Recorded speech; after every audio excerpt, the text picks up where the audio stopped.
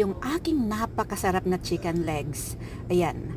Grabe, nagustuhan talaga ng aking asawa. Siyempre, hinugasan ko yan ng suka at asin, hahaluan natin ng ginger, garlic, onion, and ground black pepper. At siyempre, hindi ko makakalimutan ang liquid seasoning no, at masaya ako dahil nakakita ako ng kalamansi. Ayan, hinihiwa-hiwaan ko para mag-absorb yung ating marinade, At yan, ang bilis. At syempre, dagdag na natin yung garlic, ginger, onion, and ground black pepper. At syempre, tansya-tansyahin lang yung liquid seasoning kasi depende naman yun sa panglasa natin, no?